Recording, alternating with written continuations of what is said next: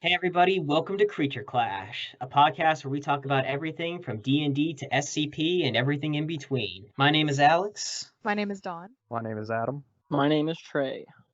and today we're going to be talking about a little bit about how we got started on this podcast with a very special creature that's in all of our hearts, the Werepire. So, anybody want to explain what the Werepire is? Let's pass that to Adam. Yeah. Wow, put me on the spot. All right. Well, you wrote it all down. True.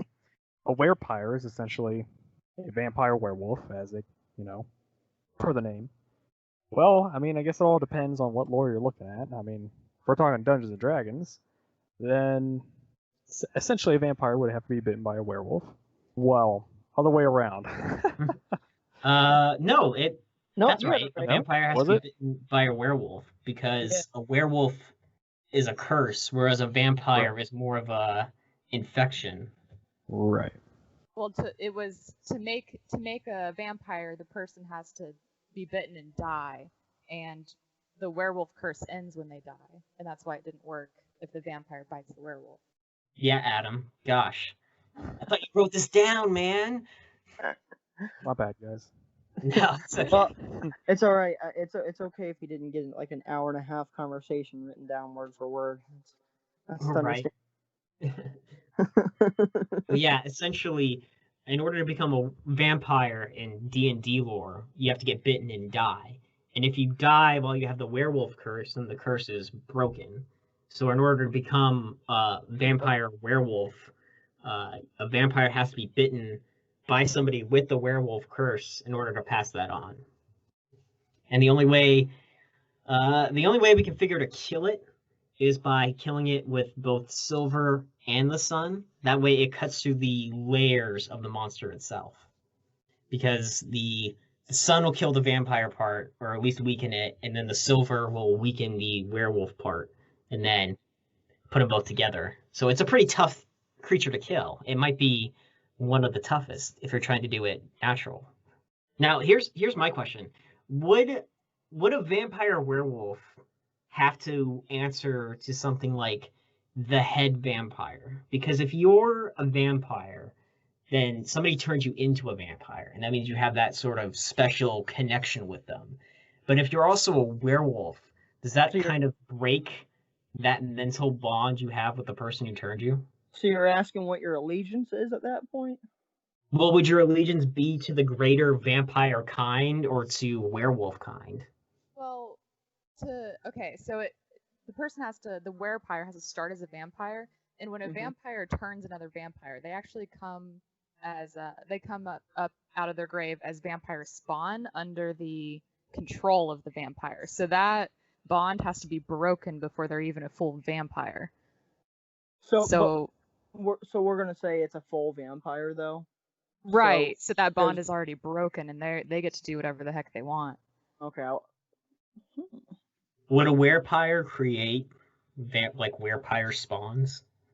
Oh, like what happens if a werepire bites something? Yeah, because if you think about it, wouldn't the curse of the werewolf be passed on? And wouldn't that person also become a vampire as well? Well, no, because to make a vampire, they have to die. You have to kill them with the bite. So maybe if they killed them, then the werewolf curse wouldn't keep going. What about like a naturally born? Like they have babies? Yeah. Have a baby? Can vampires Does that work with vampires? I don't think so. I don't know. Vampires are... They're already considered dead, so I would assume not. Well, if we're going by Twilight rules here. Oh, God. Yeah. Nobody goes by Twilight rules. Let's not. But guys, important to the discussion. It's true. You have to take in all lore. We're talking about all lore. We're all getting in on this. Then we have to at least acknowledge the fact that if a werepire is able to have a child, then does that child become a werepire? Or is it like a 50-50 shot of it becoming a werewolf vampire? Let me just make this clear. We're not allowed to consider J.K. Rowling lore, but we can consider Twilight lore. Hey, I'm all for J.K. Rowling lore, okay?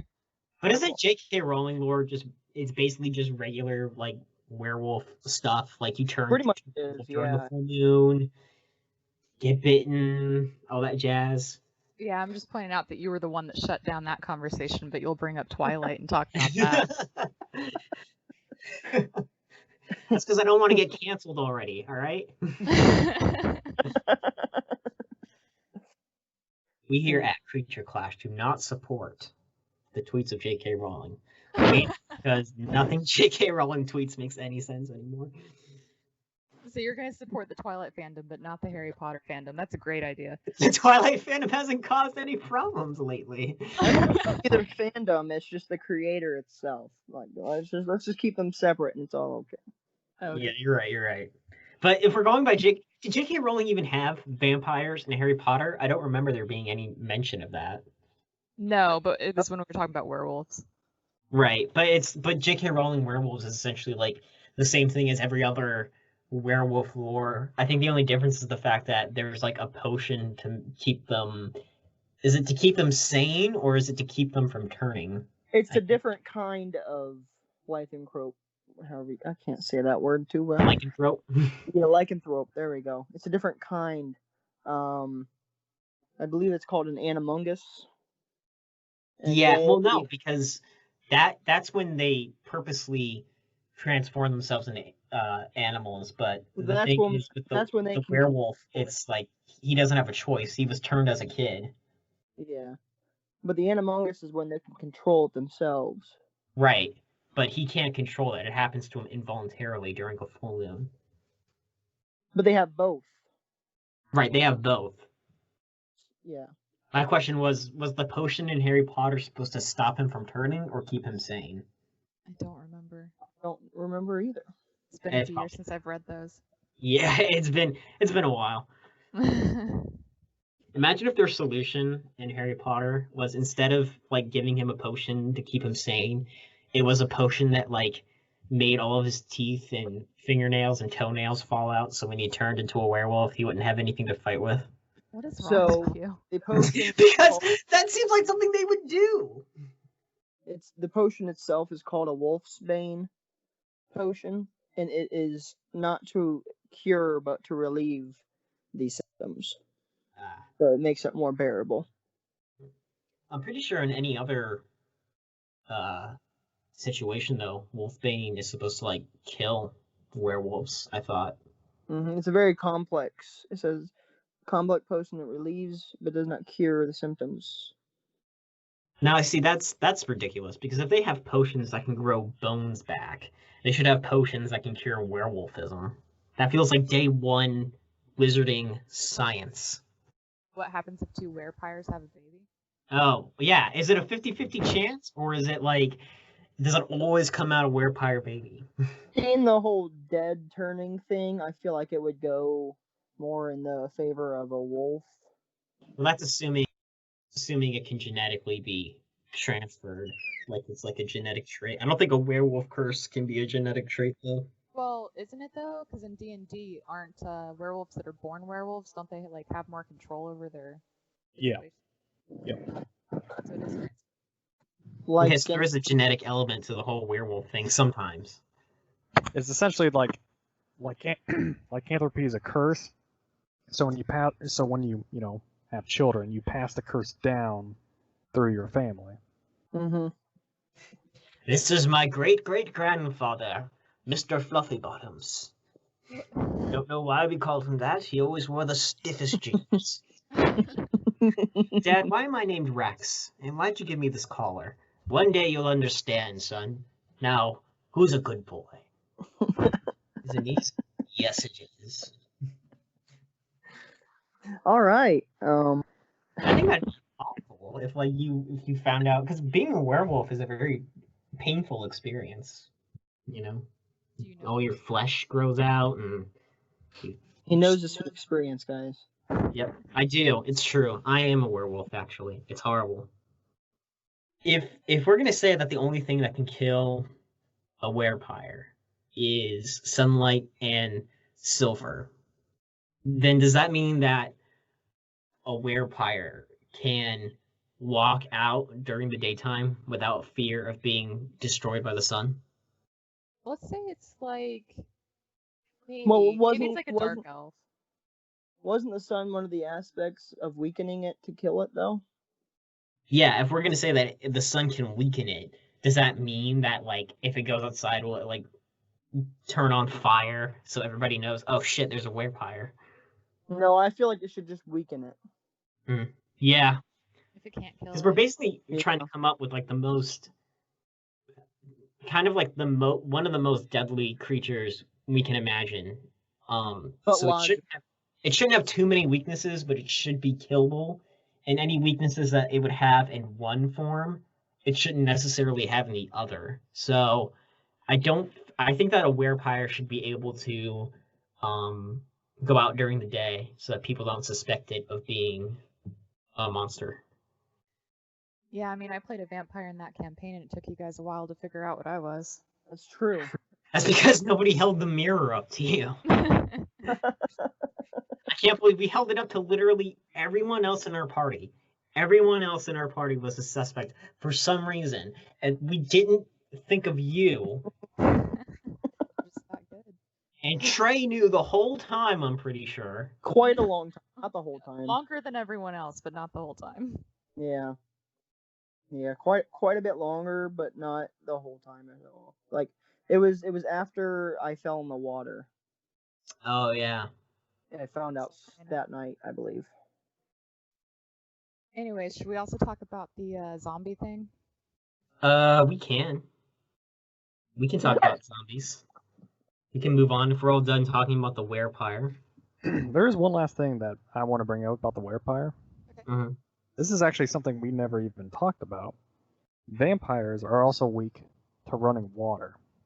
Oh yeah. Interesting. So what do you all think about that? Well, Works like sunlight, maybe? yeah, I would say Yeah. it pretty much works the same as sunlight. Is it that vampires can't cross running water? No, it hurts them. They can't enter running water.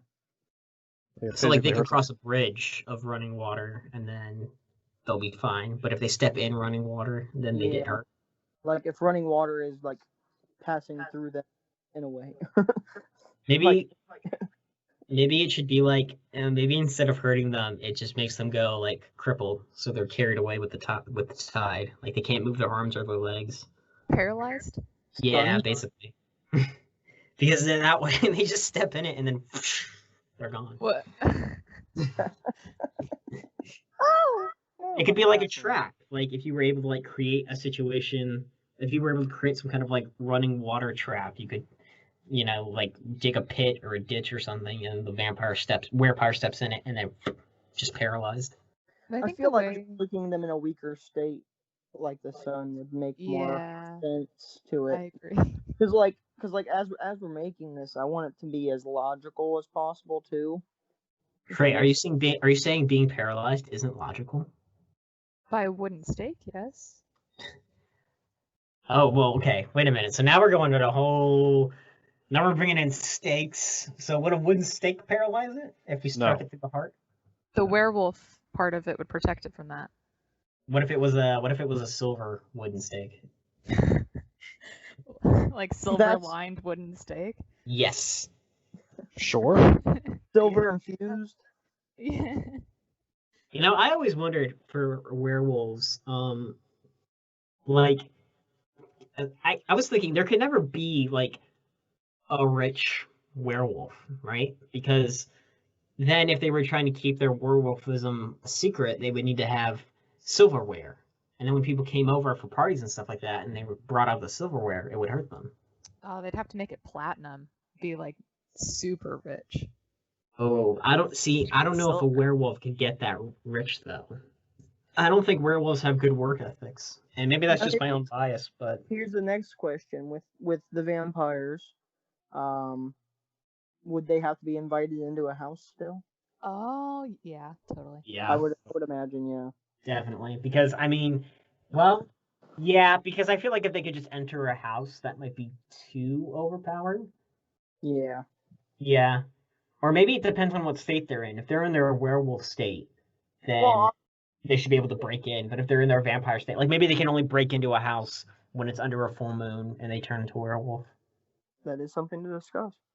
Yeah, because I I mean, feel like a werewolf in any state, like a werewolf in werewolf state, just kind of doesn't think about that kind of thing. yeah, a werewolf wouldn't.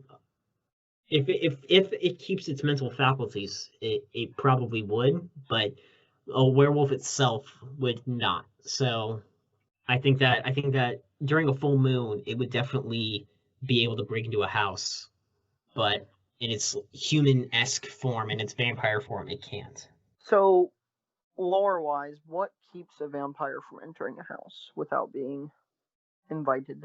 That is a very good question. Well, Probably something to do with God or something. Wasn't it something I thought it was something about how people used to keep like crucifixes by their doors, maybe. Oh no, let's look it up. All right, you guys look it up. that's what I'm working on. Hey Siri, why can't vampires enter houses? Let me just call my local police and ask them. That's another thing we should think about. How rare would a werepire be? Probably pretty rare. Because if we're thinking about if it exists in a world where creatures and monsters are like a reoccurring thing, and so if you tell somebody, oh, there's a vampire next door, they'll probably believe you. But if you told them, oh man, there's a werepire a couple towns over, they'll be like, get the heck out of here. Those are just urban legends. Yeah, I mean, there's no reason for them to be turning each other, so. That's true, and plus, like we said earlier, they probably can't create a successful werepire on the first try. It'll probably be like a 2-bite thing. Like once to turn them into a vampire, and then once to turn them into a werewolf. Adam, have you got something? Um, so far, a like- lot of things that I've found is just folklore. But somebody brought up an interesting point that it might just be like a psychology thing that they're dealing with. I'm at right now. What do you mean by like a psychology thing? It inflicts an extreme form of OCD hardwired into the vampire's brain. Vampire would be physically capable of entering someone's home, but they'd have an extreme irrational aversion to doing so without invitation. That would also explain some of the lore about them having to count rice if you throw it down or whatever. If it's OCD. Oh yeah, that is a thing. Mhm. I forgot about that. What a weird So thing if, for somebody to have thought of randomly one day of Yeah. like writing this vampire story, and they're like, and then the kid, I don't know, threw rice on the floor, and the vampire started counting the rice. so if we do go by that, it's just being a psychological tick with a vampire, I feel like it would in fact go away when in the werewolf state. Yeah, Yes. but otherwise, no. Right. Mhm. Yeah. So Don, Yeah. you want to move on to zombies? Sure, is everyone ready? Yeah. Yeah, I think so. I think. Listen, if you have any questions about the werepire, just feel free to ask us because we'll probably have answers for it. But Maybe and there's not only the so much. answers, There's only but- so much you can talk about werepires. I mean. So let's talk about zombies. So Don, you have some pretty strong feelings on zombies. I do. I strongly believe that they're not possible in the typical sense. The whole thing with them being dead, and sure, maybe part of their brain is alive, but they're able to move around. You can cut off their legs and they'll still move. It doesn't make sense because they are supposed to, well, like, how are they moving? Their muscles don't have the energy to move if they're not alive and getting blood to their muscles. So stabbing them in the heart or cutting off major limbs should still kill them. So I thought we came to a conclusion on this, but Adam, it seems like you wanted to say something, so I'll let you go ahead. That was Trey. No, Trey, you go ahead. Well, I was just gonna say, kind of the way we talked about it with your explanation, you don't think it's possible in a scientific sense, Right. Yeah. If we're bringing magic in, then sure, anything's possible. But Yeah. like yeah. the movies and shows that depict it as science-based, oh, well, part of their brain is alive, that kind of thing, doesn't make sense that they're, being stabbed in the heart wouldn't work. See, but like, here's my thing. Like, I agree being stabbed in the heart should work, but I also think that the whole thing with like their blood, I just feel like their blood circulates slower, and so when you cut off their limbs, you don't get that big blood spray because there's not like it's not like our regular bloodstream where it's like going back and forth constantly. It's like slowed down to such a degree that when you do cut off their limbs, the the blood just doesn't pour out. So Then I they think that the blood circulates slower in a zombie than it would in a regular person. But if it's circulating that slow, then they shouldn't even be conscious because they shouldn't be getting enough oxygen to their brain to be moving around. Well, they're not. Maybe it's because they're not using the full scope of their brain. They're only using 10% now. Maybe They're only using their most primitive part of their brain, which is essentially just like eat. They're not Well, using but the other part. in movies where they're like chasing people down, have you ever even jogged? I mean, like the amount of oxygen it takes, whether you're using your brain or not, just to move your muscles that much. Yeah, that's why I think those movies are stupid, because I don't think zombies should be able to move that fast. All right, It fair doesn't enough. make any sense, like you said. If they're dead, because I don't think you can classify a zombie as undead, because if you're going to classify something as undead, and you're trying to bring science into it, then it won't work. So you Right. have to bring magic in, because that's the only way something dead can be alive. But if we're talking in a scientific sense, I think that a zombie could be possible to a degree. Like, I think that we could create a creature that zombie like, but not necessarily dead. And I think Yeah. that's what most of the zombie movies are going for. Well, here's what I would do. I know we didn't talk about this, but zombie apocalypse, here's what you should do. You should go north where it's too cold because the zombie's not going to put on a coat. And if you go north, their brain will freeze and they'll die. If it's That's what they zombie do rules. that's what they do in The Walking Dead. They go Oh, north. see, I stopped watching that after a couple seasons. Few I think seasons, it's only in maybe. the games. I think they only talk about it in the games. But in the games, they go north because the zombies freeze and they either freeze completely or they move at a much slower pace. Yeah, see, their brains should freeze and stop working. Yeah, there should definitely be a lot more, because it used to be zombies, at least in the early 2000s, zombies were like the ultimate monster that everybody was talking about, because they're undead and they can't, like, no matter what you do, it's so hard to stop them. But it's also at the same time, it's like, but if you're gonna talk about like some weird lab experiment that went wrong, then it should be possible to like kill them in multiple ways. And maybe that could be a game, kill a zombie. It probably is already a game somewhere, probably on Newgrounds. You can probably find a Flash game. But like, I agree, zombies are creatures that they don't make sense necessarily in a scientific world, but I think they could. Yeah, just not to the degree that most movies depict them. Yeah. I don't understand why most movies just don't be like, we created this monster that can't feel pain, and if you slice it open it doesn't bleed out and stuff like that, because that would make more sense. That would be technically more zombie-ish. I feel like if it was described more of just like a neurotic disease, that like somebody on bath salts. yeah. You guys remember that, the bath salt zombie Yes. down in Florida? Yeah. Oh, crap. It's been a That crazy- was, man, that takes me back to freaking middle school. I think there's even a website that's like a zombie tracker or whatever, stupid incidents like that, oh, it's a zombie. Oh no. When are we gonna bring back good old fashioned cannibalism? That's what I want to know. Everyone's like, oh, it's a zombie. Why can't it just be a cannibal? Why can't it just be one person wanting to eat another person? For very good reasons, I think. Then the news is biased. That's what it is. Yeah. Bias against cannibals. Feeling pretty strongly about this, Alex. Well, I'm just saying, like, they're always like, oh man, this person ate this other person. Zombie, lol. No, cannibal. That's cannibalism, sir. Reasonable explanation for this is a cannibal. Fair enough. I mean, I guess zombie just sounds more snappier of a headline. Is that it then? I think so. Unless there's anything else anyone wants to bring up really quick. For episode 0? I feel like that gives a good basis on our Deal. Probably a much shorter episode than usual. Yeah. Well, we Yeah. wouldn't know, Don. This is our first episode. This could be the precedent he set. Also, in other episodes, it wouldn't have already came to the conclusion with the zombie and the werepire. That's true. All Would right. have been the full discussion. Mm-hmm. Well, everybody, thank you for listening to the first episode of Creature Clash, episode 0. Just kind of use this episode as a basis for what we're about. And if you're interested in listening to more, go ahead and head on down to episode 1 and all future episodes. We'll see you guys later. Goodbye.